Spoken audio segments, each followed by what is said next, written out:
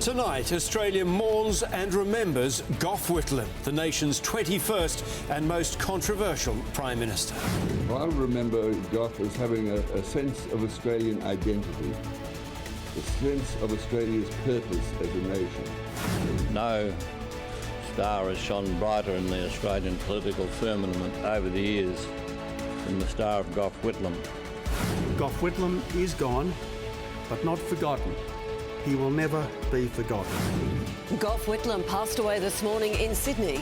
He was 98.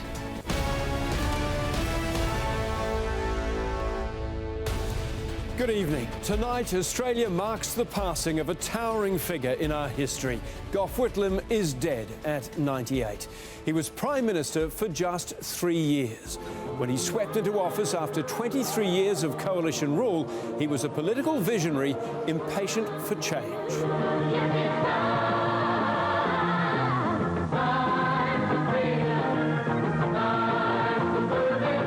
The Whitlam Labor government instituted reforms that still resonate today. Universal healthcare, Aboriginal land rights, free access to universities, an embrace of multiculturalism and the political and social liberation of women.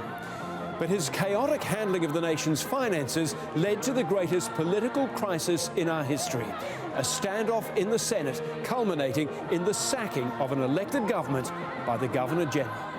Well, may we say, God save the Queen. Because nothing will save the Governor-General. Gough Whitlam fought 2 more elections. He was soundly defeated in both. But nearly 40 years on from Australia's most bitter days, time has mellowed the passions. All sides of politics pausing today to remember a man who, in the words of Prime Minister Tony Abbott, was a giant in Australian life. Edward Gough Whitlam towered over Australian politics, just like the nation's flags that were today lowered to half-mast.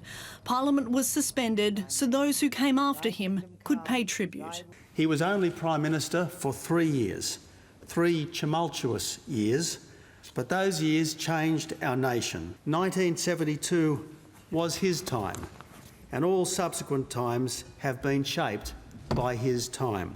Today I submit that, like no other Prime Minister before or since, Gough Whitlam redefined our country. And in doing so, he changed the lives of a generation and generations to come. News of his passing came via a statement from his children. Our father, Gough Whitlam, has died this morning at the age of 98.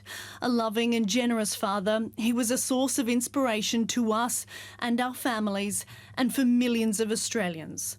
His impact on the nation no more evident than at Old Parliament House, where visitors laid floral tributes and wrote messages of thanks. It's a tremendous feeling of sadness, personally, and you can feel it right throughout the place. I distinctly remember him on the steps making his famous speech, and I think today is a very, very sad day. But there was a resurgence of Australian identity when Gough came to power. He was swept to power following what would be the country's most famous election campaign.